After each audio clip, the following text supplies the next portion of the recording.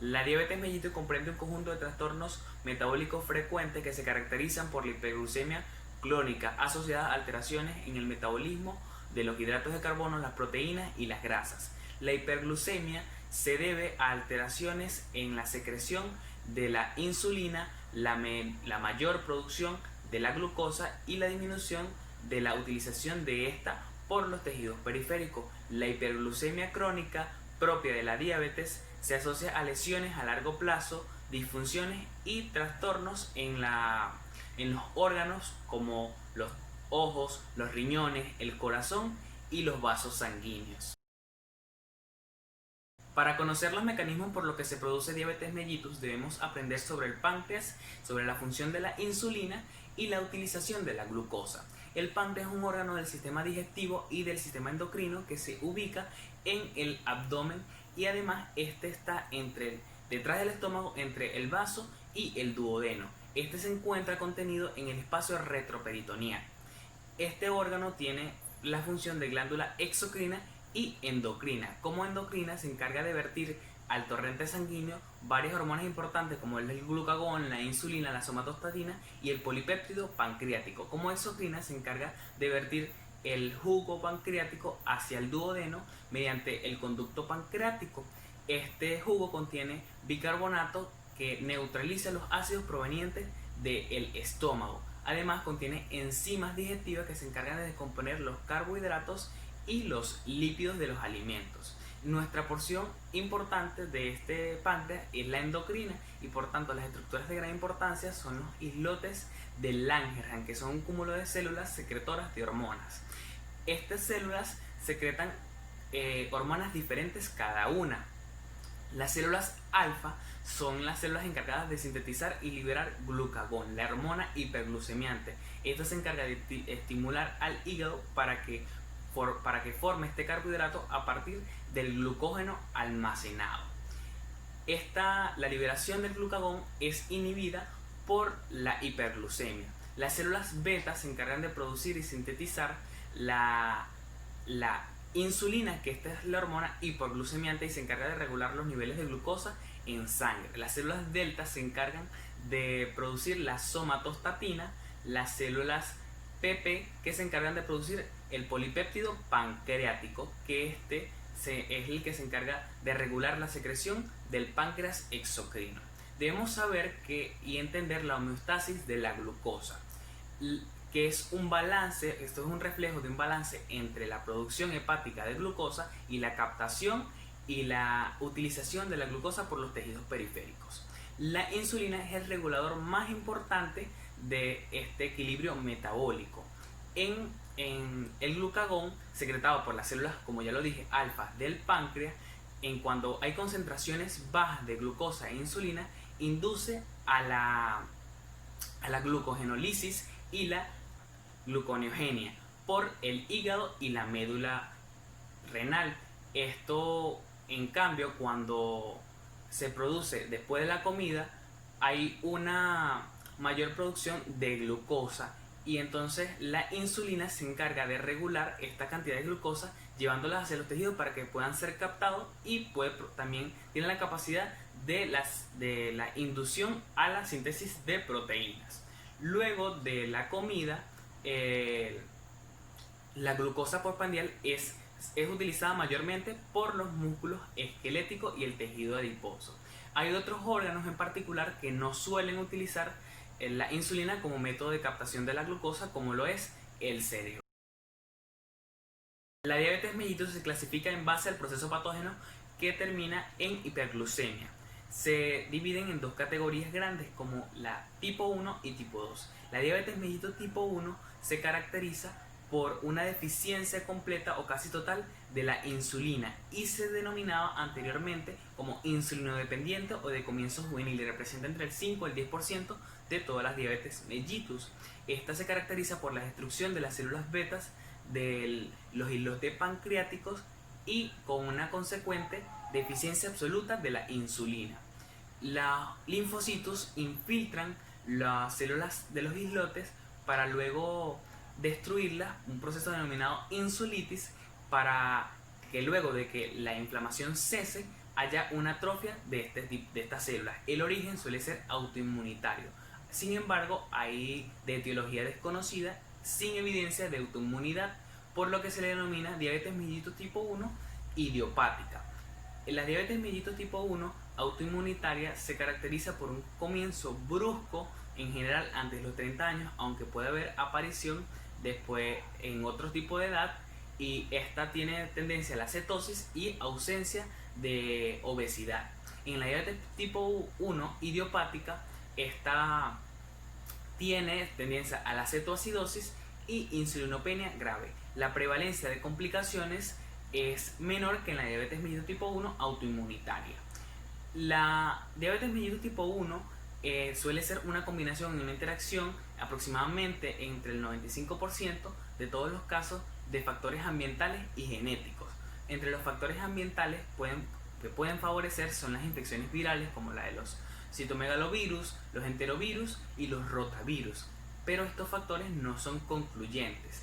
También hay pruebas actuales datos actuales donde se dice que el gluten puede contribuir a la aparición de la diabetes mellitus tipo 1 y que las dietas bajas en gluten pueden reducir el riesgo de producir esta enfermedad. La diabetes mellitus tipo 2, conocida antiguamente como no insulino dependiente o inicio en la edad adulta, representa entre el 90 y el 95% de todos los tipos de diabetes. Debemos tener en cuenta que este término ya no es utilizado en la actualidad porque en pacientes con diabetes mellitus tipo 2 se les suele administrar insulina como método de tratamiento. Es un trastorno que se caracteriza por grados variables de resistencia a la insulina o menor secreción de esta hormona o mayor producción de glucosa. Suele iniciarse a partir de los 40 años, aunque en los últimos años ha habido un incremento en las personas jóvenes y incluso niños. A menudo esta cursa con obesidad, y en los pacientes que no son obesos suelen tener un mayor incremento y proporción de la grasa abdominal. Los pacientes no suelen ser diagnosticados en los primeros años y tampoco consecuentemente no son tratados, no tienen un tratamiento por el desarrollo lento de la enfermedad, la ausencia de síntomas o la infravaloración. Este hecho hace que en el momento del diagnóstico pueda haber una complicación. Desde el punto de vista fisiopatológico lo dividiremos en puntos importantes como es la resistencia a la insulina. Esta es la incapacidad de las células para responder adecuadamente a los valores normales de insulina y se produce principalmente en el hígado, en el músculo esquelético y en el tejido adiposo. No va a haber esto va a hacer que no ocurra una glucogenogénesis y aumente la glucosa en ayuno, y el hígado va a liberar inapropiadamente glucosa y esto va a aumentar la glucosa postprandial. Y por último se inhibe la enzima lipasa, lo que va a hacer que haya unas grandes cantidades de ácidos grasos libres en sangre. La obesidad, las personas obesas tienen grandes cantidades de ácidos grasos libres. Por esto va a haber una obstrucción de la vía de oxidación del diacilglicerol, que es el atenuante de la señalización de la insulina. Esto va a obstruir la vía de paso entre la comunicación del receptor celular y la insulina, por lo que va a haber un fallo entre que ésta llegue hacia los tejidos. Y la última es la disfunción de las células beta. Esto va a producir que, como hay una resistencia a la insulina, se estimula la producción de las células beta, y esto va a haber en mayor tiempo gran producción de insulina por las células beta hasta que va a haber un cansancio celular, por lo que estas se van a volver insuficientes y no van a producir la demanda que requiere el organismo, y por tanto se produce la hiperglucemia. En su etiología la podemos dividir en poligénica, que representa el 95% de los casos, que esta es el resultado de herencia de un conjunto de genes que ante la presencia de factores de riesgo como la obesidad se puede presentar la enfermedad. También en la resistencia a la insulina, que los factores de riesgo pueden ser la actividad física reducida, el embarazo, el tabaco, la mayor presencia de grasa visceral y también las dietas ricas en grasa. Entre los síntomas frecuentes tenemos la polidipsia, la polifagia y la poliuria. Esto se denomina la regla de las 3P para la diabetes mellitus. Pérdida de peso a pesar de la polifagia. Esto se debe a que los tejidos no pueden almacenar glucosa, ya que estos no reciben la señal de la insulina. También astenia generalizada y cambios en la agudeza visual. Entre los menos frecuentes está la balanitis en los hombres, vaginitis en mujeres, ausencia de la menstruación en las mujeres, impotencia en los hombres y también orina con presencia de glucosa u orina a sabor dulce. También dolor abdominal, parestesia o el adormecimiento de las manos y los pies, piel seca, úlceras y la cicatrización de las heridas suele ser lenta. Debilidad, irritabilidad y náuseas y vómitos y mal aliento. Para el diagnóstico de la diabetes mellitus debemos tener varios criterios súper importantes como es la hiperglucemia y los síntomas clásicos de la enfermedad. Se va a tomar la muestra sanguínea para realizar una prueba que va a dar resultado de valores mayores o iguales a 200 miligramos por decilitros de glucosa. Se va a realizar la prueba en plasma de glucosa en ayuno, donde se va a reflejar un valor de 126 miligramos o más.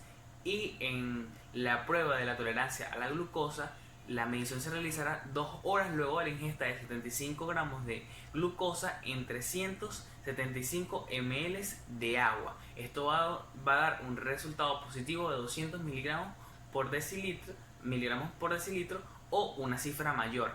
Además, en la hemoglobina glucosilada va a dar un porcentaje mayor o igual a 6,5%, lo que refleja que hubo entre 120 y 125 miligramos por decilitro en los últimos 120 días. Tanto en la diabetes mellitus tipo 1 como en la DOT, el objetivo de tratamiento es regular y restaurar los niveles glucémicos normales.